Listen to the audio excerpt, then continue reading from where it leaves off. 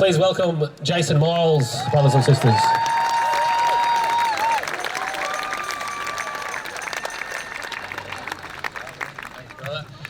G'day Brisbane.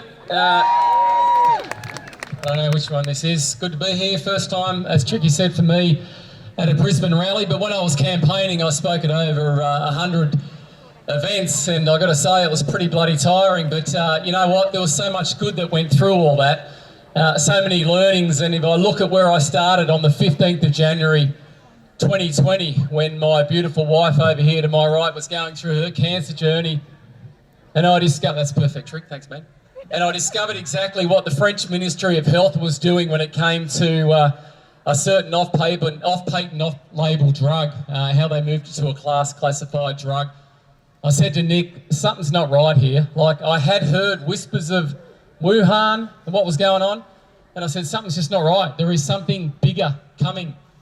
And I've never been a conspiracy theorist, and all the friends that know me that have lived, since my time in Brisbane, living at Redcliffe, they know I'm not either.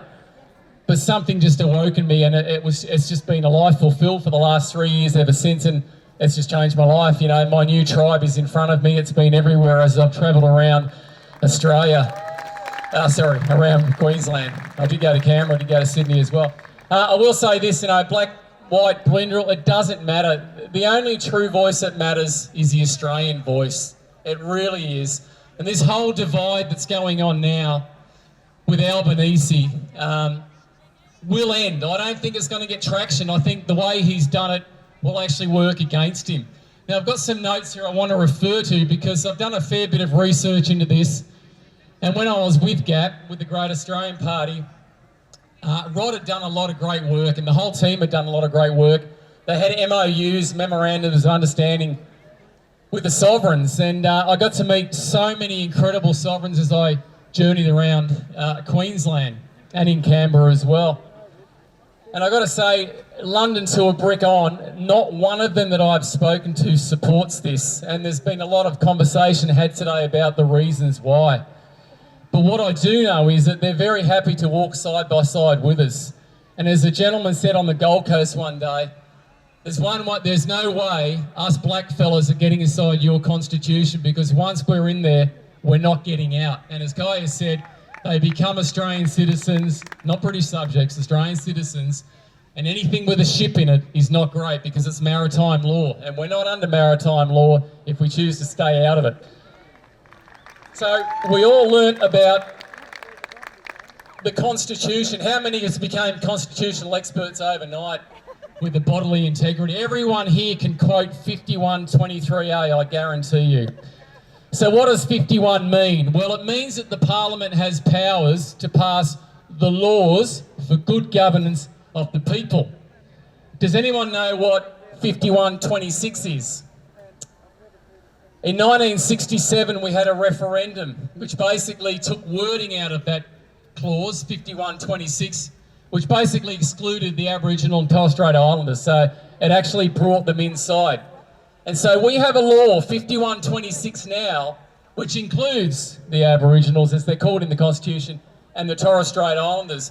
Why are we having a referendum, folks? They already have the laws to pass good governance, and as a few of the elders that I've spoke to said, if they want to have a voice, run for Parliament. We have sovereigns in the Parliament, they have their voice in that regard. They just don't need another 50 million, 200 million piece of bullshit, excuse the language, to get this thing across the line.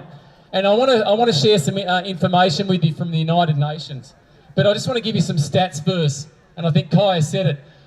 There's 17.3 million voters in Australia. 480,000 of those are tribal folk. 480,000. That's it. So 97.3% of us are going to vote on a matter which impacts 2.7% of the population. And I'll make a punt here. I'll make a bet. It will be on the grand final weekend. That's when they'll do it. It'll be either the sport I love to follow, the AFL. I'm back in Queensland now. I know it's an NRL state, but go the Lions. But it'll be on the NRL or the AFL grand final weekend, because sport does bring this country together. And what a great time to spread their propaganda. We have a duty of obligation to mention that number in every conversation you have. 97.3% of... How would you like it if you were the minority and 97.3% were making a decision for you? You wouldn't. So when you have... This is not about vaccines, it's not about COVID, it's not about mandates. This is about something that impacts every Australian. So when you were talking, have that conversation, just say, and I had it this morning, my wife and I had breakfast with very close friends of ours who are jabbed, never going to get jabbed again, I can tell you, but they are jabbed. And I said, he's a small business owner, and I asked him, mate, what are you voting for in The Voice? How are you going to vote? And he said, I don't know.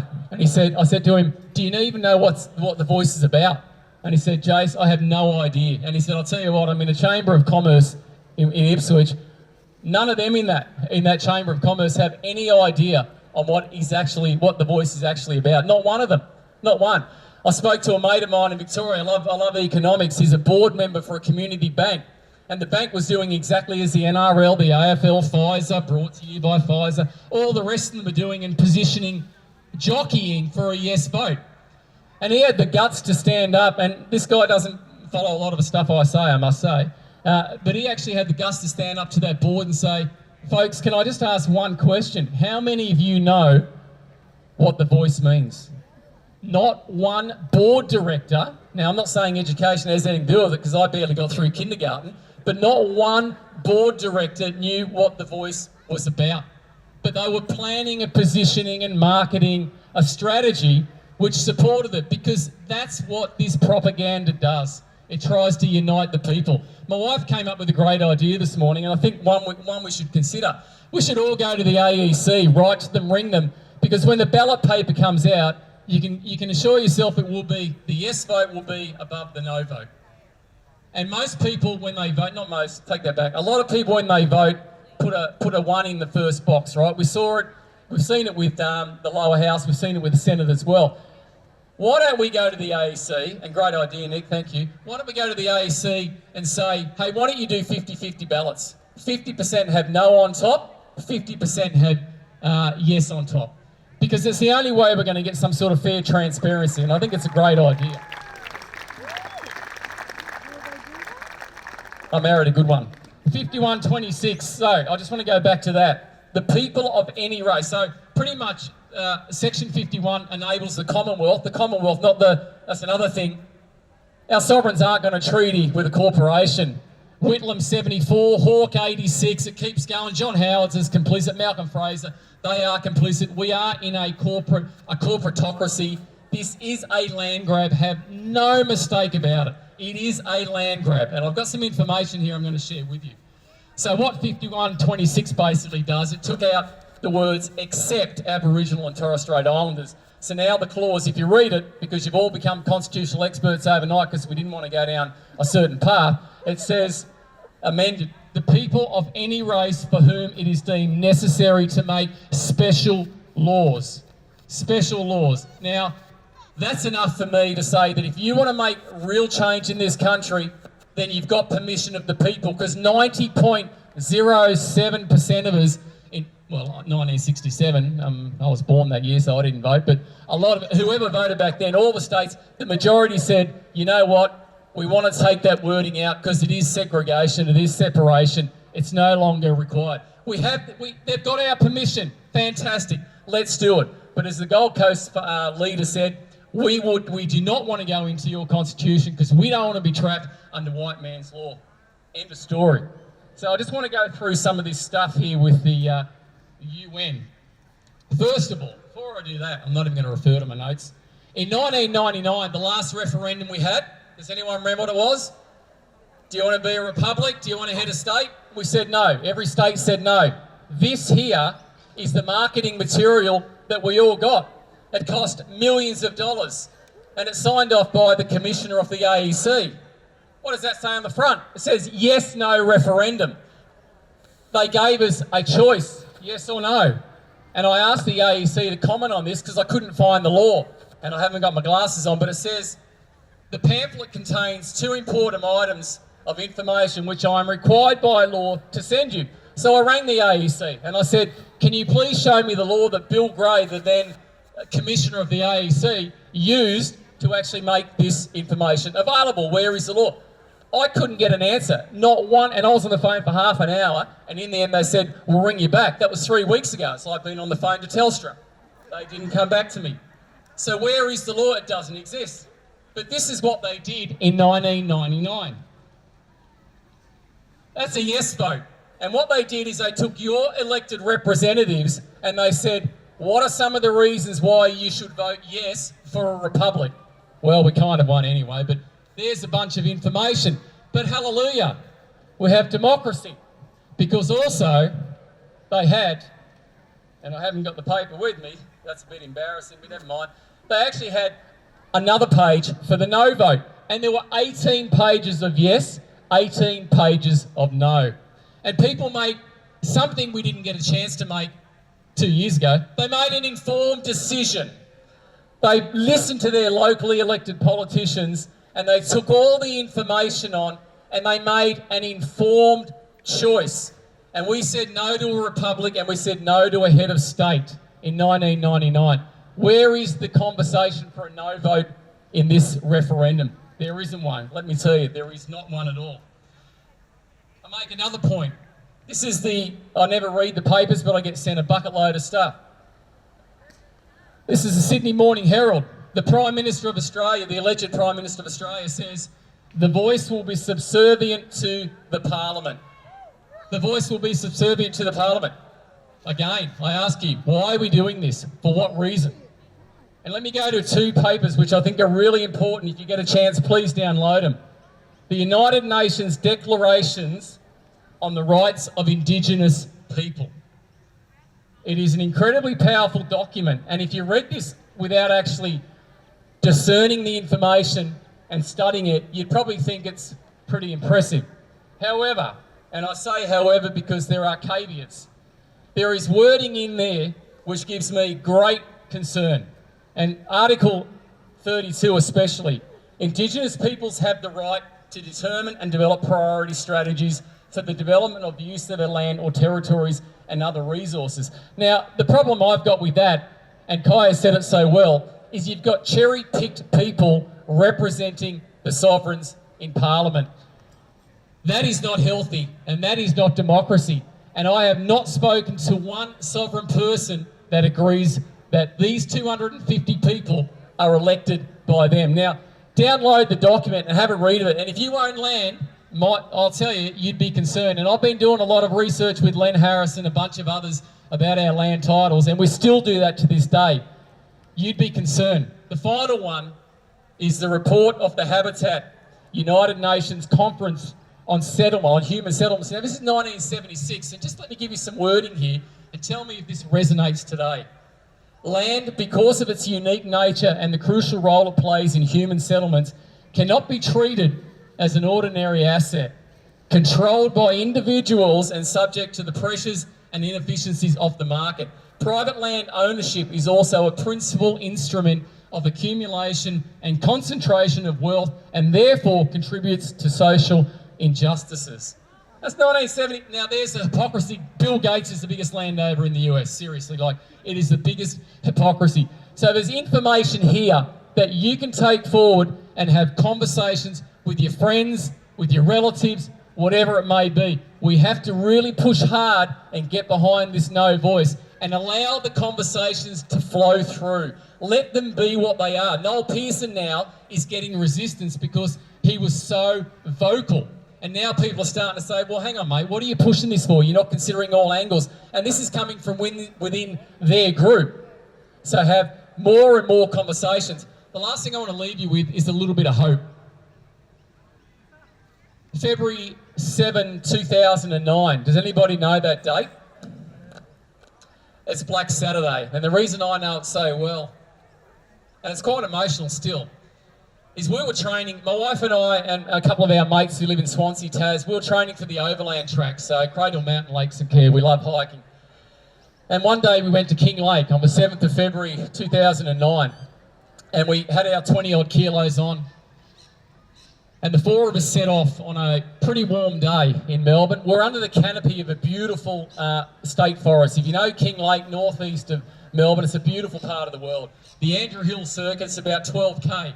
And we set off pretty early, and when you've got 25 kilos on your back, you're not striding out at 9 k's an hour or 8 k's an hour. You're probably doing 2 or 3, right? So you're not moving quick. And we got to about 11:30 that day, and the wind was really starting to pick up. And later on, the temperature hit 47.3 degrees in Melbourne. And we were living in West Melbourne. It was very, very hot. And the fire was moving at 116 kilometres an hour. Now, if you know King Lake at all, the roads around Wattlesea, King Lake, that whole area, you can only go at 60 kilometres an hour because they snake. There's no 100 bird until you get onto the main highways near the Melbourne Highway. You can't get to 100k. So my wife and my mate were having this conversation about whether we do another 8k or another 12k, I think it was, which would have taken us through to 4 o'clock. That was 11:30 in the morning. We stopped for a bite to eat, and I said to the guys, we're going back to the car. My gut says, my intuition says, something's not good here. We need to go. 2:30 that day, that was gone. We'd have been absolutely wiped out. We would not have been there. And I guess the point I want to make is 173 souls lost their lives that day in Melbourne. It was a tragic, tragic day. I didn't know the extent of it until I woke up the next day. I went to bed that night at whatever it was, 8:30, 9 o'clock, and we were meant to go to see Simply Red at the Yarra Valley Day on the Green, and my mate said to me, we're having breakfast, he said, well, you're not going anywhere, mate, because that's been burnt out, that's gone. But what it did do, and what I guess the point of it is, it rebirthed, and nature does that, it rebirths. And I think if I had to summarise the last 3 years, I would say we've come with extreme intensity at the beginning, and we've kind of moderated that. And what I've seen now in the last 12 months is this rebirthing of people and of spirit. And even the people that are walking around Brisbane today, Melbourne, Sydney, wherever around this great country, who you don't think are listening, I think they are. And I know they are, because I've now reconnected with a mate of mine who I thought absolutely had ditched me. And his comments to me said, mate, I don't agree with everything, but what I'm seeing, what I'm reading more and more from you really resonates with me. And I'm seeing this rebirth, not just in nature with what happened on Black Saturday in King Lake, in fact, all over Victoria that day, but also communities came together. And in that area, they developed systems which were not impacted by government. And I think this is what we're starting to see. You've got AMPs, you've got people doing education, food. We swap stuff with about 4 or 5 different families where we live up in the South Burnett, so we're 2.5 hours away from here. I can't think of the last time I gave someone money for a job I did for them, and vice versa. We trade in stuff. We trade in our labour, our efforts. We always share stuff. And I know that there's people who are doing incredible work, who are travelling around this great country. Where's Michael? Over here. Michael Gray Griffith, you know, privileged to call him friend. Doing great work, and people are supporting his work as well. You see what Hoodie and Johnny Larder do as well. It is a rebirth, folks. And I think it comes from such a place of ease rather than opposition. I hope that makes sense. Because if you oppose something, you're going to pull that through with you. You're never going to create something that is meaningful and substantial if you're in opposition to something, which is why I could never stand opposite Daniel Andrews, because he's one bloke I just can't stand, I must say. So everything we do, we create from a place of ease and calm. So just know that we are going through this phase. It ain't over. There's a long way to go. Don't be in fear of that. Most people thought they're going to get locked up in 2020 at the detention centre. Guess what? There's too many of us. They're never going to do it. So keep fighting. This is a fight, not just for us, but for generations to come. And Meryl, I want to answer your question. It may be depopulation, but let me give you my view on why it is. Because the bankers that run the world are screwed. The money is running out. This debt, if you ever understand the way the fiat currency works and the debt cycle, and I love economics, I love it, I study this stuff, you'll understand why. There is no money in pension funds. I've been given the arse, I've got to go. But there is no money in pension funds, it's gone. They want to get rid of people because they can't afford to pay the pensions later on. So we just need to make sure in all we do, we continue to do it with love and with grace. God bless you, thank you.